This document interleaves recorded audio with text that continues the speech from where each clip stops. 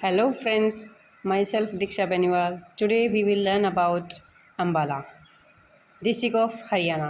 Today we will learn about Ambala. स्थापना 1 नवंबर 1966 में हुई।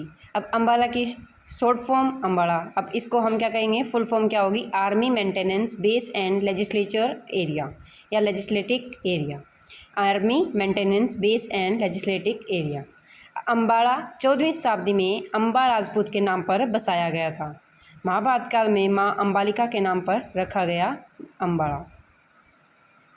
आमों की अधिकता के कारण अम्बाला बोला जाता है। किसकी अधिकता के कारण? आमों की अधिकता के कारण इसको क्या बोला जाता है? अम्बाला बोला जाता है।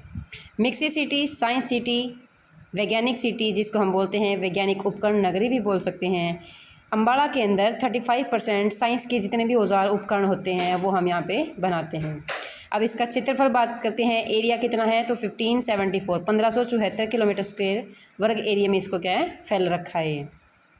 अम्बाला के अंदर विधानसभा सीट कितनी हैं? 4 है। जिसमें कौन से हैं? अम्बाला, अम्बाला छावनी, नारायणगढ़ और मुलाना। मुलाना क्या है? इसकी एक SC रिजर्व सीट है, जहाँ से हम एक SC रिजर्व सीट जिसको बोल सकते हैं। उपमंडल कितने हैं? 4 है। अम्बाला, नारायणगढ़, बराड़ा, अम्बाला, छावनी। तहसील भी 4 है, सेम अम्बाला, नारायणगढ़, बराड़ा और छावनी। उप तहसील भी 4 है, अम्बाला, छावनी, शाह, मुलाना, शहजादपुर। खंड अम्बाला, अम्बाला सेकंड, शाह, शहजादपुर, बराड़ा और नारायणगढ़। अब नारायणगढ़ की एक खास बात है कि क्या, यहाँ पे एक शुगर मिल है। क्या है? यहाँ पे शुगर मिल है जो 1996 और 1997 में एस्टेब्लिश की गई थी। और शाह को हम क्या बोल सकते हैं? शाह के अंदर मेगा फूड किए गए हैं।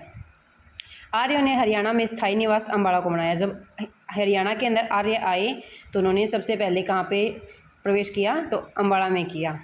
अकबर का जन्म 1542 ईस्वी में राणा सांगवाल के महल में हुआ। कहाँ? राणा सांगवाल कहाँ थे? अम्बाला में थे। 1556 में इन्होंने फर्स्ट पानीपत के जो सेकंड लड़ाई थी उसमें इनकी मेन रोल रहता है, क्योंकि इन्होंने अकबर व हेमचंद्र के बीच में यही युद्ध हुआ। अकबर के शासनकाल में अम्बाला सरहिंद सरकार के अधीन होता था। जब अकबर का जन्म हुआ और उसके बाद जब उसको सिंहासन मिला तो उस टाइम इसका क्या था? सरहिंद सरकार के अधीन था। मतलब इसके ऊपर, अम्बाला के ऊपर किसका राज था? सरहिंद सरकार का था।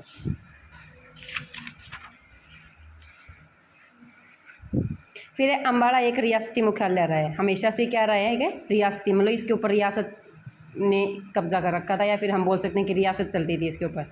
और इस रियासत की स्थापना का किसने की थी? संगत सिंह ने की थी। संगत सिंह ने कब की थी? 1763 में की।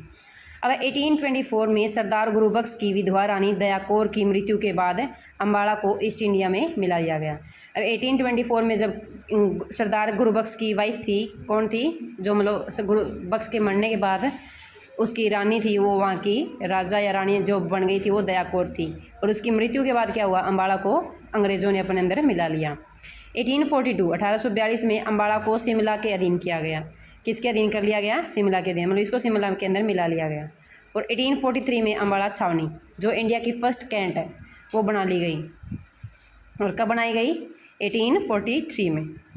फिर हरियाणा में क्रांति की शुरुआत अम्बाला से हुई। हरियाणा में जो 1857 की क्रांति हुई थी उसकी शुरुआत अम्बाला से सबसे पहले हुई हरियाणा के अंदर। तो 10 मई 1857 से हुई थी। कब हुई? 10 मई 1857। क्रांति की सूचना अंग्रेज़ों तक पहुंचाने वाला सिपाही, जो कि एक हमारे ही हिस्से का था, या हम बोल सकते हैं कि अम्बाला सैनिक सिपाही जो हरियाणा के अंदर सैनिक थे उन्हीं का एक हिस्सा था, श्याम सिंह सिपाही या श्याम सेठ सिपाही बोल सकते हैं, और श्याम सिंह सिपाही भी आ सकता है। तो वो कौन था? अम्बाला का सैनिक सिपाही था।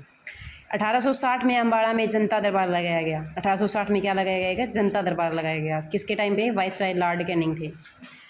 वाइसराय लॉर्ड कैनिंग डाक सुविधा 1860 में ही शुरू की गई। अब 1860 में जनता दरबार लगा, उस टाइम कौन थे? वाइसराय लॉर्ड कैनिंग थे। और उसी टाइम डाक सुविधा शुरू हुई, तो वो भी कौन सा टाइम है? 1860।